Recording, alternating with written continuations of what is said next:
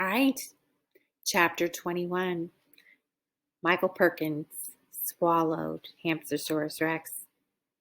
Do you think he's going to get out before he gets digested? Let's figure it out. Chapter 21. Michael Perkins sat on top of the rubber band ball, tongue flicking. The gym fell silent. Even my mom stopped sneezing. No, I whispered. I felt despair creeping into my guts. I couldn't believe it. It wasn't happening. It wasn't fair. We were supposed to be friends forever. And yet there was no denying the hamster-shaped lump in the boa constrictor's stomach. Beside me, Martha gasped and dropped her lanyard. The other kids in my class looked dumbstruck. I blinked back tears. I promised I would look out for Hamster-saurus Rex, that I wouldn't let anyone hurt him, but I hadn't kept that promise. I failed him. Sam, I'm so sorry, said Dylan, putting her hand on my shoulder. I didn't know what to say. I was crying now, and I didn't try to hide it. Hamster-saurus Rex was gone. He was gone. There on the ground nearby was my crushed diorama. The moldy peanut butter and jelly sandwich was smeared across rumpled cardboard. I blinked. Something from the discovery of penicillin was missing.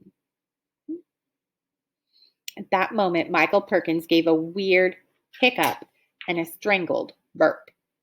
Then he shuddered and barfed out a slimy rubber triceratops, complete with cardboard top hat.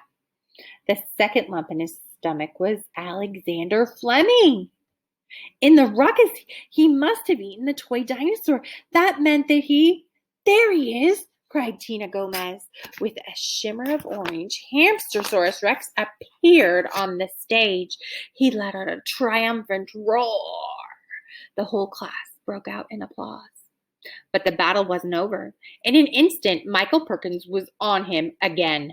The snake circled around Hamster-saurus Rex, rising up to strike. Hamster-saurus Rex didn't run this time. He snarled and snapped at Michael Perkins, who slithered backward, waiting to make his move. Then, in one lightning-quick motion, Michael Perkins somehow coiled himself around Hamster-saurus Rex's body. Hammy Rex shook and squirmed and gave another growl, but it was weaker this time. Michael Perkins tightened his hold. Now the little guy couldn't make a sound. He struggled, but he couldn't get free. He's being crushed, I cried. There's a picture. Michael Perkins opened his jaws wider than seemed possible, and shifted Hamster-saurus Rex toward his mouth. I started to run towards the stage, but I realized I would never make it in time. I had to think of something quick. I looked back over my shoulder as I ran and saw Dylan clutching her homemade golf disc to her chest. Dylan, I cried, throw it! She knew exactly what I meant. Dylan took a deep breath and squinted toward the stage for a second. Then she let it fly.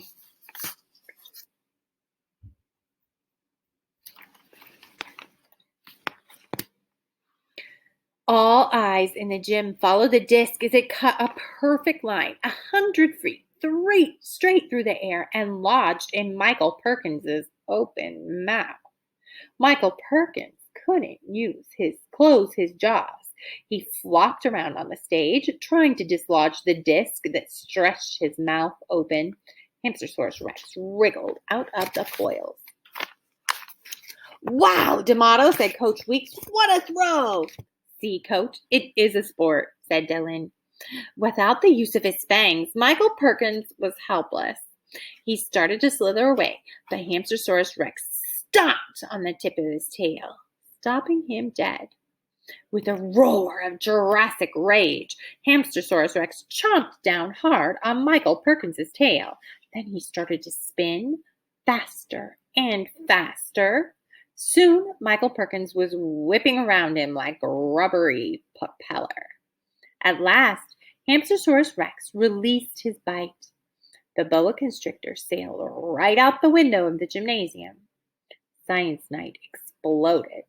Hamster-saurus Rex stomped around in little circles, soaking up the attention. He waved his stumpy little arms and whipped his tail. Yes, I yelled. A chant broke out among the sixth graders of Horace Hotwater. Hamster-saurus Rex! Hamster-saurus Rex!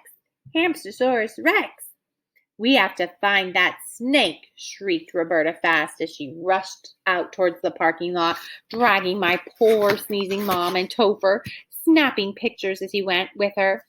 I picked up Hamster-saurus mid-strut. I'm glad you're okay, buddy, I said. I really missed you. He replied, which probably meant something very touching in mutant hamsterese. He leaped into the air, turned to flip, and landed in my pocket. I rubbed his belly and scratched behind his ear at the same time. Meanwhile, the other kids were cheering and laughing and hugging one another. Mr. Copeland was doing a silly dance with Ms. Becker. Coach Weeks was flexing his calf muscles in time. Even Principal Truitt was giggling in a very unprinciple-like manner. Suddenly, her nose twitched. Hang on. Is that smoke? I sniffed the air. She was right. Something, somewhere, was burning. I know that smell, said Principal Truitt, slowly resting her face in her palm. Water fountain fire, said Mr. Copeland, and Coach Weeks in unison. Beaver! Bellowed Principal Truitt at the top of her lungs. Then she dashed out into the hallway. Mr. Copeland, Miss Maddox, and Coach Weeks raced after her, leaving the gym adultless. The door of the gymnasium swung closed after them. Of course, Beaver Vanderkopf stood behind it. The crowd fell silent. Sam, said Beaver, pointing at me with the Smiles Corp trophy, it's time we settled this once and for all. Yeah, I said. Yes, it is. Whatever, Beaver, said Dylan. Sam kicked your butt before. He can do it again. Ha, said Beaver. He only beat me because of that dumb gerbil. A murmur ran through the crowd. Yeah, I said, that's true. I bet my Wolfsplosion 2 DVD that he didn't really win that muscly things either. That was the gerbil too, wasn't it, Sam? I sighed. Yep, it was.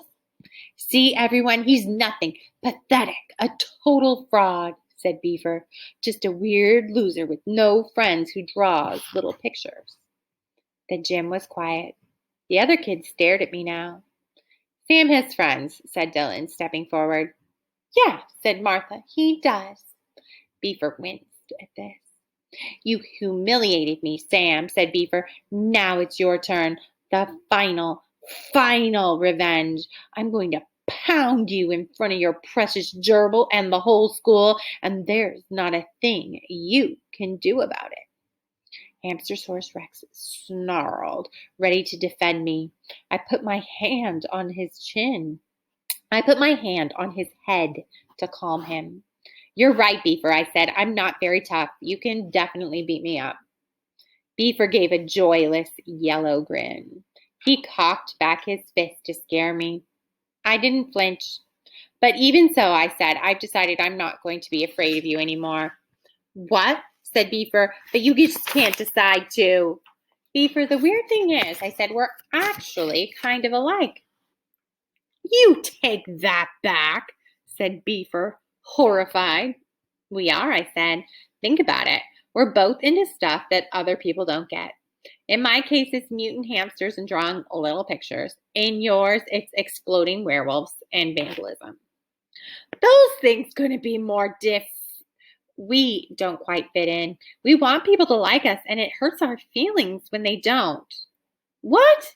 No way, said Beaver, his voice high and frantic. I don't have feelings. But hurt feelings is no reason for me to pretend like I'm something I'm not, I said, and it's no reason for you to act like a jerk. The other kids were starting to whisper. I could see the color drain from Beaver's face. His whole world was slipping away, and he didn't know what to say. I am a clear belt, he shrieked at last.